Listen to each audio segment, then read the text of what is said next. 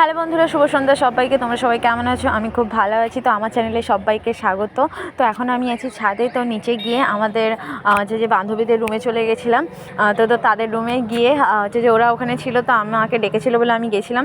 তো ওখানে ওরা জিলেপি আর সিঙ্গাড়া নিয়ে এসেছিলো দোকান থেকে। আর যে চা বানিয়েছিল আমার বান্ধবী খুব ভালো চা বানায়, দারুণ টেস্টি হয়েছিল। তো ওদের মেসে গিয়ে আমরা সবাই মজা করে একসাথে সিঙ্গাড়া, জিলেপি আর গরম গরম চা খাচ্ছিলাম। তো আমরা 6-7 জন ছিলাম বলে অতগুলো সিঙ্গাড়া আর অতগুলো জিলেপি আর গরম গরম চা, দুধ চা। তো মজা করে সবাই খেয়ে নিলাম। দেন তারপরে ওদের মেস থেকে বাড়ি এসে তারপরে রান্না হয়েছিল আমাদের মানে বাড়িতে খাসির মাংস। তো এই যে একদম পাতলা পাতলা ঝোল, খাসির মাংস যেহেতু পাতলা পাতলা ঝোল ভালো লাগে, তো তার জন্য একদম গরম গরম পাতলা ঝোল, খাসির মাংস ধোঁয়া উঠছে। তো দারুণ টেস্ট হয়েছিল।